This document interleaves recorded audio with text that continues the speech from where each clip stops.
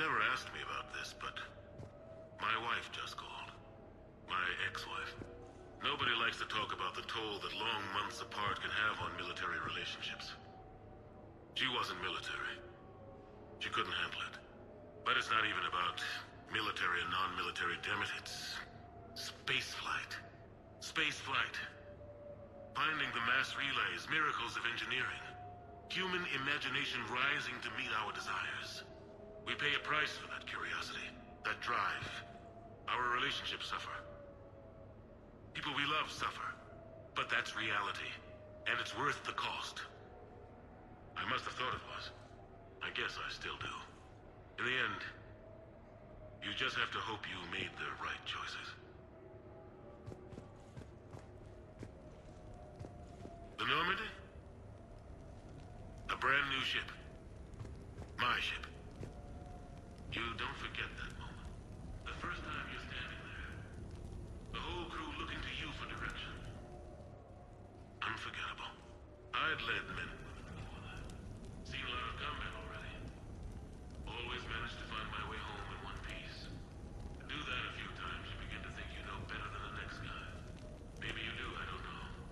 But if you're lucky, really lucky, you find yourself on a good ship, in front of a good crew.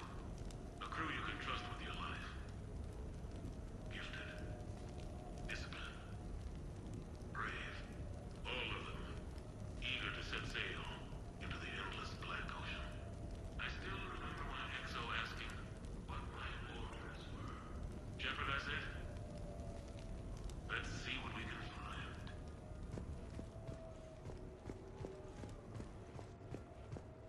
Embarrassing moments? I've got more of those than anyone will ever know. Only way to learn something. But if I had to pick one to share... I had just gotten promoted to N7. Full of myself. King of the castle. Found myself buying drinks for undesirables in some rundown bar in the wards. They toasted my recent promotion. Hell, they would have toasted Batarian slavers if it had got them more drinks. About the time my money ran out, my new friends turned on me. I was outnumbered. Things didn't look good. My plan to get out of there involved lots of punching. Well, that worked for a while. Then a table hit me. Or I fell down. When I came to, I saw a Solarian putting the rest of the troublemakers down. A Solarian? Moved like a damn cat, I swear. When everybody was out cold. Or running. He walked over and helped me up. N7, he asked. Yes, sir, I replied. He looked over my collection of unconscious friends, nodding. Not bad, human, he said. Then he walked away. I had met my first Spectre. Learned an important lesson that day. No matter how good you think you are, there's always somebody quicker, faster, and a hell of a lot smarter than you just around the corner. That little lesson's kept me alive more than once since then.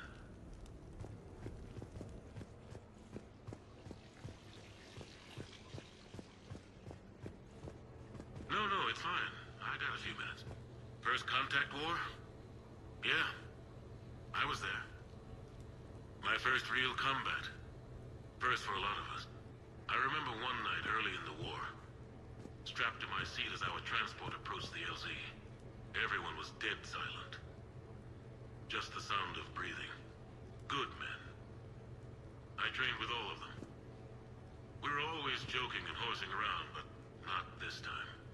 Just the rattle of the shuttle. And that heavy breathing. Everyone was thinking the same thing. We're off to fight alien invaders. Aliens. Think about that. We all grew up wondering what was out there. If we were alone in the universe. Now we knew. We weren't alone. And we were in trouble. So there we were. About to face an enemy as different and unknown as we could imagine. I knew I had to say something, keep the men relaxed. So I turned to the soldier beside me, Hendricks, I think, and asked him how his mother was doing. Fine, he said. Why? Because I heard your mama so ugly the Marines thought she was a Turian. Almost shot her. I got a few smiles. Then Hendricks turned to me and said, "Hell, Anderson, I heard it was a picture of your mama that started this goddamn war in the first place. Scared the Turians shitless." Well, I had a good laugh at that. And the boys fought great that night. Sometimes that's all it takes. A joke with a pat on the back. Just a little reminder that everything's gonna be okay. A few months ago, I had a chance to sit down with one of Earth's most decorated soldiers, Admiral David Anderson. He was kind enough to answer my questions and talk about his career. Today, the Admiral is on Earth, leading the defense of our home against the Reapers. We have no communication with him or any soldiers on Earth, but we can't forget what they're doing for us. Tonight's show is dedicated to all of the soldiers out there, fighting and dying to keep us safe. Admiral Anderson, today marks the 30th anniversary of the N7 program. Can you describe your first day of training in this now famous program? The Interplanetary Combatives Training Program is all business from day one. How so? We're given basic gear, then separated and stranded on an asteroid with no nav data. The test ends when the last person runs out of oxygen. Sounds daunting. What happens to the ones who run out of air first? Out of the program. The best N7s can survive alone, but work together to survive even longer. That's very impressive, Admiral. Deep space survival training. That has to be so difficult. All of it would take such strength of character. Well, just plain strength. But then you seem like a strong person. I'm sorry. Is there a question in there? Well, does the program make the man? Or do you think you were born for this? It's a bit of both, I suppose. Every soldier reaches a point in their career, sometimes more than once, when they are asked to give more than they ever thought they could. That moment is the test. I've seen men and women, almost sure to fail, persevere long past the point of breaking. That experience changes them. Others, with all the gifts and abilities, fail in that moment. Sometimes they pick themselves up and carry on. Sometimes they're just done. What about you? What was your moment? I've had a few, none of which I'd like to share. But, I think the toughest tests are still ahead of me. What makes you say that? Call it a hunch. Soldier's intuition? Something like that. Do you trust your intuition? I mean, do you follow your heart over your mind? Well, it depends on the day. No, I suppose if I were to be honest, I do trust my instincts. The problem is, war isn't orderly. And the enemy is never predictable. Even the most experienced veteran is going to find themselves in situations they haven't trained for. In those instances, and there's more than I'd like to admit, your instincts are the only thing keeping you alive. That, and the men and women you're fighting beside. But soldiers are only as good as their leader, isn't that true? Yeah. A good leader can make an okay squad great. A bad leader, well, war tends to make examples of them. What makes a good leader then? A good leader is someone who values the life of his men over the success of the mission, but understands that sometimes the cost of failing a mission is higher than the cost of losing those men. That's a terrible line to have to walk. Yes, it is. But war is a terrible thing. Thank you for your time, Admiral.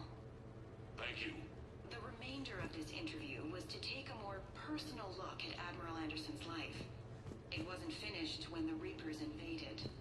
We can only hope that the Admiral and the soldiers under his command survive to tell us the rest of their stories. I'm Khaleesa Al-Jalani. Thank you. Sure, I can talk about Commander Shepard.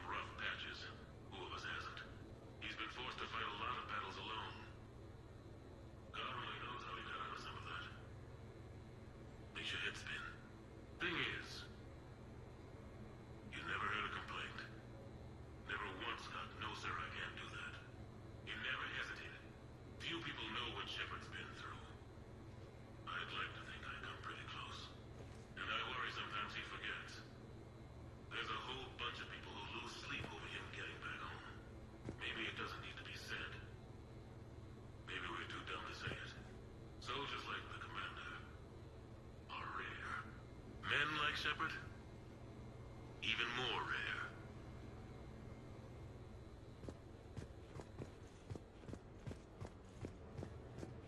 Okay. I have your new questions here. As a leader, do I ever feel that the end justify the means? Spirit of law, overworld of law. I'm not going to touch that with a 10-foot pole, but I think I know what you're after. You're referring to the way I, arranged to have the Normandy released to Commander Shepard before the Battle of the Citadel.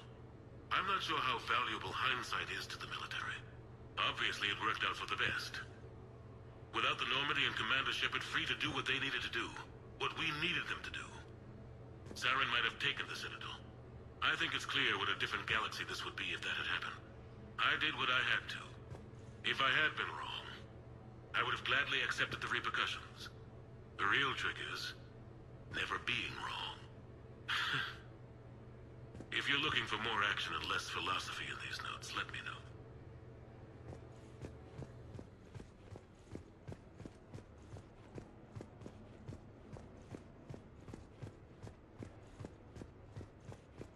The Turians. Well, I might not always see eye to eye with the politics and the individual, but I have a great respect for the Turian military. Any Alliance soldier lucky enough to take part in their training programs will certainly be better for it. Their precision, skill, and discipline come together in a way that's second to none. Not that I'm faulting our own people or training. It's just that after fighting Turians in the First Contact War, years later, I had the opportunity to observe and train on Palaven. It was a turning point for me. And I would encourage any soldier to try it. It's a unique experience to put yourself in the squad of a Turian commander. My commander was an uncompromising bastard named Bartix Oryx. If you can find him, just ask how the platoon I commanded was trounced in his strategy game.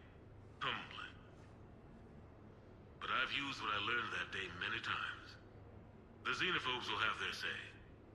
But I think it's vital that we do more of this kind of cross-species training. There you go. And if you do find General Oryx, let me know. I owe him money.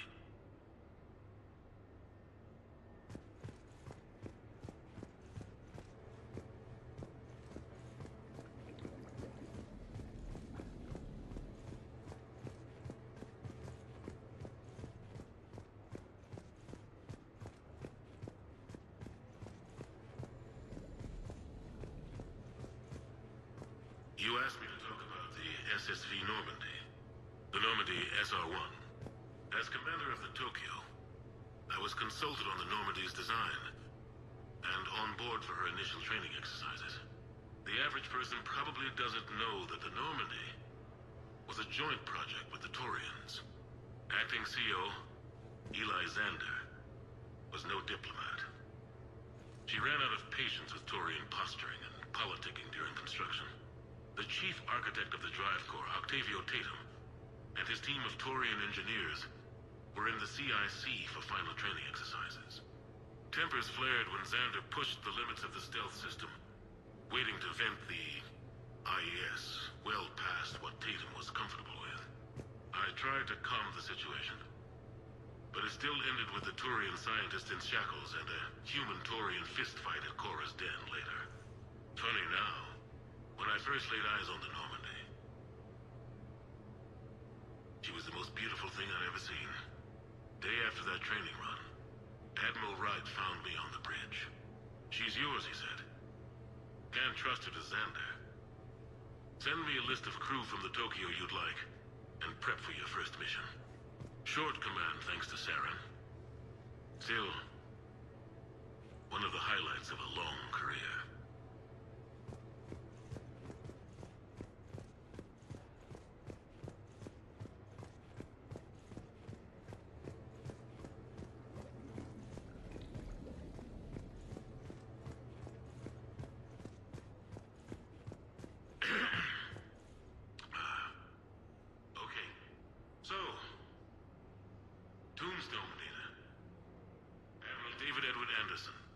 Not sure why anybody would be interested, but thanks for asking. I was born in London, June 8th, 2137. The last of 3 children born to Ursula and Paul Anderson. A nurse and a flight mechanic, respectively. But that's a little dry. And someone's gonna spice this up, right? Never been much for the spotlight. Anyway, where was I? It was a second marriage for my parents. They were almost 50 by the time they had me. My mother worked shifts, so my father would often take me to the base.